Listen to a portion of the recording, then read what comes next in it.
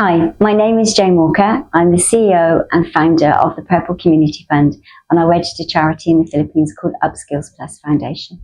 We work in crisis poverty. That means that we work with the poorest communities in the world. They're unable to access education or healthcare, and their income is dangerously below the minimum wage. Families that we work with are always in various different stages of crisis. And last year we saw so many fires that propelled families into a deeper level of crisis than they ever thought was imaginable. And we were able to support many of them with your help.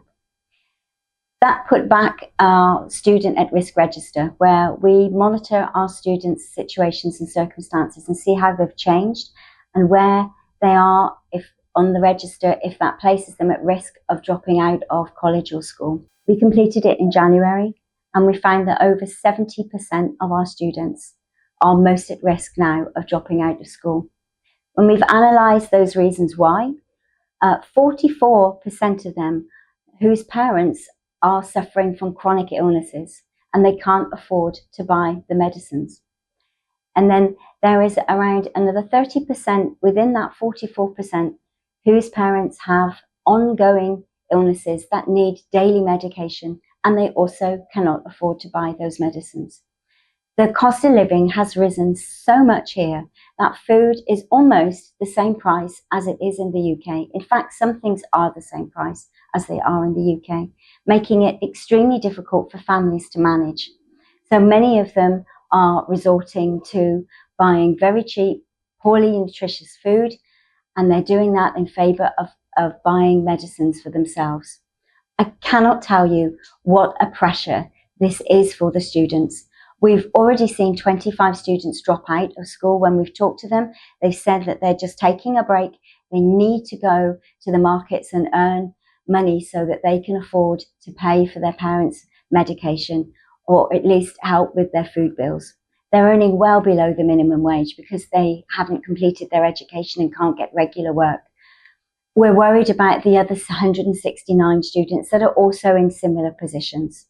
And so by monitoring on this at risk register, we've seen that if we don't put in an intervention quickly, then we are going to have mass dropouts. Even though the students tell us they'll only drop out for a year just to earn money for the medications, we know that once they've dropped out, it's very hard to get them back into education because their families start to rely on that very small income that they're earning. So we really want to move quickly on this. We're appealing for assistance, for money so that we can buy those medicines on a regular basis for the parents. We've been able to raise a cost of living allowance, which is only 1,000 pesos a month for them. That's just under £15, but it gives them just a little bit more money in the family so they can pay for their electric bill, buy water and help with food. But with the medicines, it's beyond our financial capability to meet it. It's 16,400 pesos. If you can give anything towards that, it doesn't matter if it feels like a small amount, it will help because we can start to pay off these medicine bills for the families. We need to be able to stop them from dropping out of school. You're going to see 3 videos, short ones, but they are of different situations that some of our students are in. The first one is of a lovely student called Bianca. Her father left the family about 9 months ago, abandoned them, is not paying anything for them. And he advised them to stop schooling so that she could earn some money and help pay for her mother's illness, which is a heart disease, and she really needs daily medication. Her younger brother wasn't able to stay in school. They just didn't have enough money for food. And Bianca is really under pressure because she knows that if she could get a low-paid job, it would help look after all 3 of them. By giving her mother medicines and by us giving her the COLA allowance, that's going to get the family back on track and will help the brother get back into school so that he can also continue his education. Grade 11 na po, nag-aaral po ako sa Triangle University. Ito, kasi ang anak ko, bunso, Ano pong pangalan niya? Carla Sigrites. Kumusta naman ang pag-aaral mo, Bianca? Ako naman po. Tapos ngayon, si mama mo, kumusta naman si mama? May sakit na. Ito lang po na diagnose lang. May sakit daw po ako sabi sa center. Pero hindi ko naman pinadamdam. Kasi gusto kong kumain para baka kung hindi kami, wala naman kami inaasahan eh. So ngayon po, si Carl naman po, anong ginagawa ni Carl? Nag-aaral naman kasi siya. Kaso nahinto siya. Bakit po siya nahinto, nanay? Wala na kasi ako ipabaan sa kanya eh. Wala kasi yung bibigay. Kawala daw ako sa pagkain, sabi nila. Kaya lumalik na ako. Po naman din po kayo, walang makain po. Wala naman kami suporta. Pero sa ngayon, sa tulong mo, nakakain naman kami. Doon na lang siya. Walis.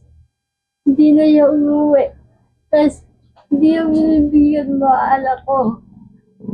Kaya wala akong nagbabaon sa kanya. Sa akin po siya umiyak na huminto na lang daw po ako ng pag-aaral. Tapos po dahil mag-iwalay na po sa liwan. Nasaktan po ako kasi kayo lang po nag-grade 11 ako. Kasi nakapahin po ng pag-aaral. So, Bianca, gaano kahalaga sa'yo na makapag-aral ka, Bianca? Anak mo na po para kahit po paano. Tulungan po sila mga. Makapagtapos din po si Fernando. Po na po siya para kahit po paano. May katulong din. Salamat po. Lalo iikit sa mga anak ko. Tulungan din sila. Kasi pag mag-amay ako lang, hindi ako matanggap kasi mahina daw ako. The next one is Alma. Alma has already dropped out of school. He went to take his exam, and that day his father went in with kidney disease and was told that he needs dialysis. Fortunately, he doesn't need new kidneys, but he does need dialysis for several months, and that is costing £20 a session. He needs 3 sessions a week. They took out a massive loan with a money lender. They don't say that on the video, but he did tell me that afterwards. And that is causing enormous amounts of problems for them because the interest rates are so high. And the little livelihood that they did have, which was a small grocery store, they are literally eating the products in the grocery store and their livelihood would soon be gone.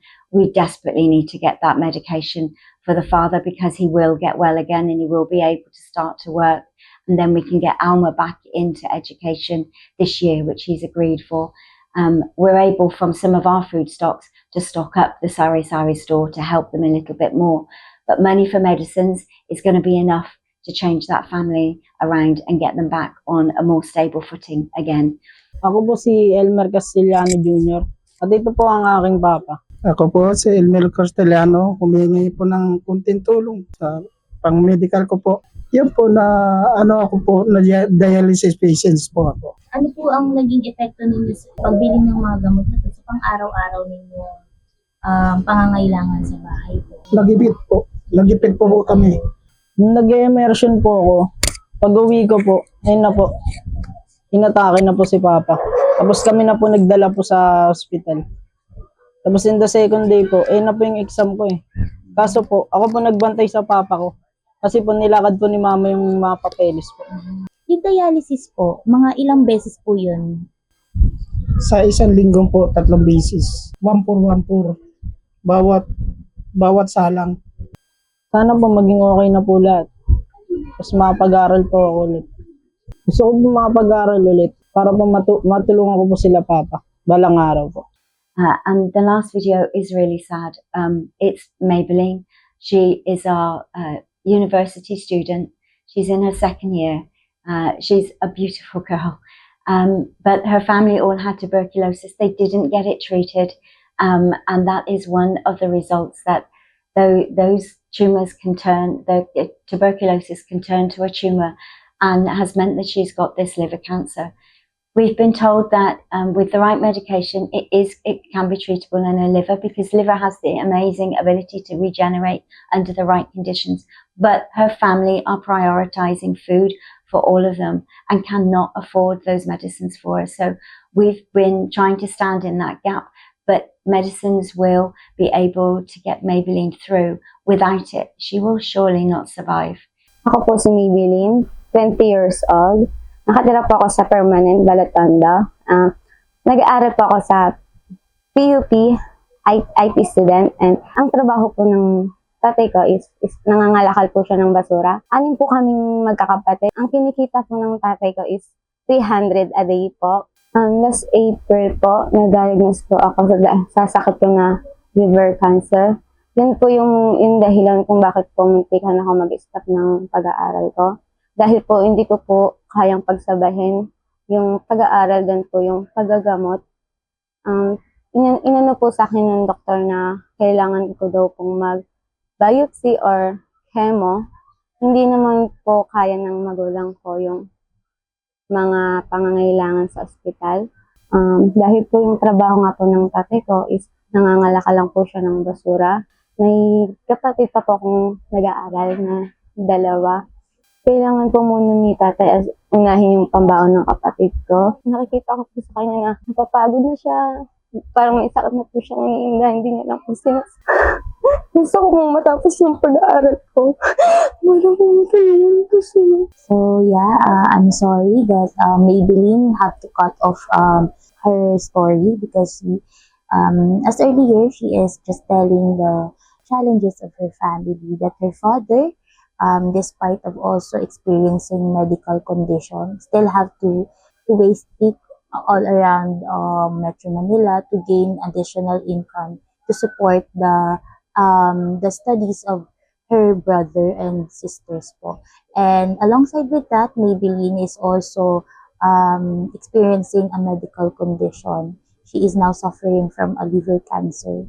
And Maybelline is really a very hardworking student. Thank you so much for listening to me, and thank you so much in advance for the help that I'm sure some of you will be able to give.